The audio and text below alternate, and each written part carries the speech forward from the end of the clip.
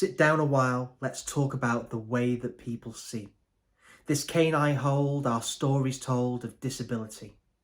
You don't look blind, I'm not defined by how they thought I'd look, but often people quick to judge like cover of a book. I've been called a fraud by strangers, shouted at me in the street, but I won't let them hold me back by blindness not be beat. I've fought for independence, found a beauty in the haze. I came to realise there's a way out of this maze. Depression had me drowning. Now I ride the crest of wave. This poetry that lives in me a fragile heart can save. With little left, I see the best that each new day can bring. Low vision will not limit me. I'll conquer anything.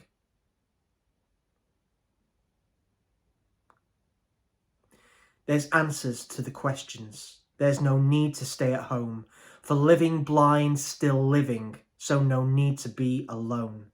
And if some days the sunshine's rays feel too much for you to face, come sit with me and talk a while. Beside me, you've a place. Well, hey guys, welcome to another video from the Blind Poet YouTube channel. I am Dave Steele, known as the Blind Poet around the world in the low vision blind community. I want to come on and do a little bit of a kind of off the cuff video. You'll see by the title of this video, You Don't Look Blind and Other Misconceptions About Blindness. Now, for those of you that don't know, I started to lose my sight 6.5, nearly 7 years ago. It'll be 7 years next April. And I really didn't know a lot about visual impairment or blindness. A lot of the common misconceptions that we're going to talk about in this video, I thought. So I want to get a few kind of things out of the way before I get into this. First of all, lack of education and awareness about low vision is really no one's fault. There needs to be more awareness, and that's why people like me and many of the others out there in the community strive to achieve this by doing videos and speaking to people and all the sort of wonderful things that people do out there. Also, big point is these opinions and these things that I'm about to talk about are my opinions and my feelings.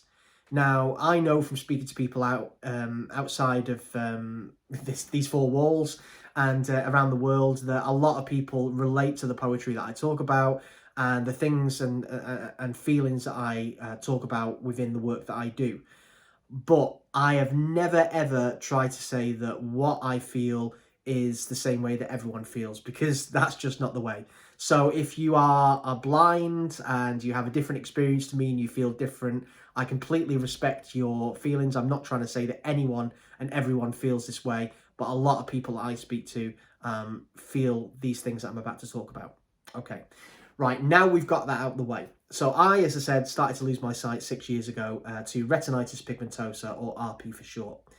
I currently have about 3 to 5% of my vision left. It's pretty much like looking through a straw out of my right eye, and everything else is kind of blurry, or I have no peripheral vision. So they call it tunnel vision, so looking through a straw basically.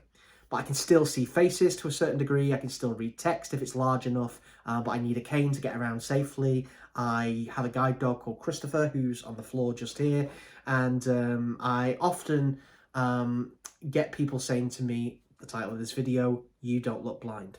Okay, so I want to kind of tackle some of these things and feelings that we all face.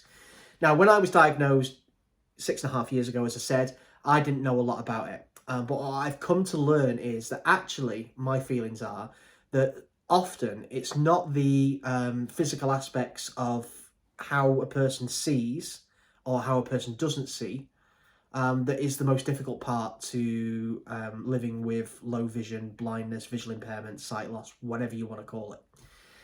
The toughest part for me and many others is actually the misconceptions that are out there and the judgment that is still made in 2020, nearly 2021, by a lot of people out in the public through lack of awareness and lack of education. First of all, a lot of people still think to this day that you are either completely blind or not at all. that you cannot see a face if you use a cane, you can't see faces if you have a guide dog, and if you look at someone in the face while using a cane or a guide dog, or being perceived as being blind, then you must be faking it and there's something wrong. Now, as I said right at the beginning of the video, this is lack of awareness, lack of education, which, is perfectly natural and normal sometimes. And a lot of us, which I'm going to talk about in a minute, have experienced people being rude or nasty about it, which can cause a lot of problems. But the issue is that this lack of education out there, what it does to people like myself and other people living around the world is it does a few different things. First of all, it isolates people. So people being judged for others not understanding their low vision, or that they're not completely blind but they're still blind, and that blindness is in fact a spectrum and there's many different shades of blindness. What that does is, for people who are coming to terms with losing sight, that makes us feel self-conscious about being out in public using a cane. So you get a lot of people that won't apply for a guide dog, or won't take mobility training and learn how to use a cane and get their independence back, because they feel like they're not blind enough. So what they do is they stumble around, not using mobility aids, and they're often putting themselves in danger when out in certain situations where their vision is limited, i.e. busy places, low lit places, places where it's very bright and you're affected by glare. Or the other thing is they just kind of stay in more and end up not living the lives and not going out and becoming isolated and anxious and struggling with depression and things like that. These things that I have been through. Certainly in my first 8-9 months, I didn't leave the house without my wife. I was often gripping onto a side of my son's pram at the time when he was at that age and he was in a buggy. And I was very nervous about being in those situations. I wouldn't think about going out on my own. Now I do. I still get anxious and nervous in certain situations because of the way my sight makes me feel, but I know now that that's perfectly normal and natural to feel that way, but I just don't let it stop me anymore. But as I said, the lack of education and awareness that's out there with regarding blindness, people not realising that there are many different shades and that it is a spectrum, and also that blind doesn't mean seeing nothing. We often think of that word of blind meaning that you absolutely can't see a face and it's just in complete blackness. And actually, only 7% of people who live with sight loss are affected in that kind of way, where they see absolutely nothing. So 93% of people living with sight loss, blindness, low vision, visual impairment, whatever you want to call it, actually have some kind of useful vision where they can maybe see a part of a face, or in lots of different ways. There's lots of different sight loss conditions and we all see in many different ways. As I've just said at the beginning of this video, with RP, my tunnel goes inwards like a shrinking tunnel. With other types of vision like macular degeneration and Stargardt's and things like that, they have a black spot in the centre of their vision, but they have outer vision and it goes outwards. So the blind spot goes outwards until total blindness. So there's lots of different ways. But as I said, still, when I'm out with my guide dog, people will say to me often, "Oh, you're training him?" And I go, "No, he's my guide dog." And they go, "Oh, you don't look blind." And we're into that conversation again. What does blindness look like? Do you have to look a certain way to be blind? The answer is no, you don't. Lots of people have visual impairments and live with blindness and sight loss, and you wouldn't be able to tell. It is an invisible disability. So for anyone out there who hasn't any experience of low vision, my advice to be, the easiest way to give my advice would be, just don't be quick to judge.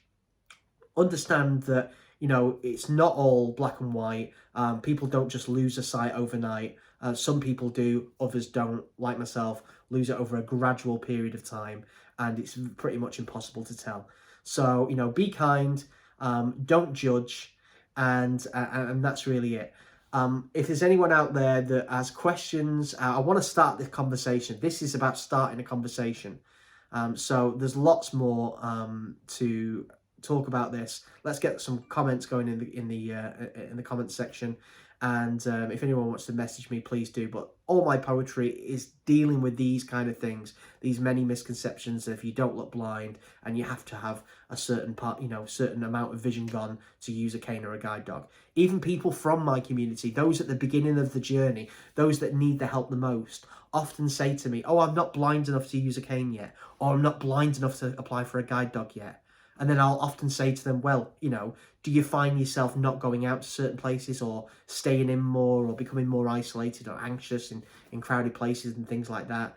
And they often say to me, "Oh yeah, I do." And I say, "Well, in that case, you're ready. If you are avoiding certain places because of your low vision, you are ready for a mobility aid. Please do not think that you have to fit in with these misconceptions that many people have. It's just lack of awareness. Let's get talking. Blindness isn't seeing nothing all the time."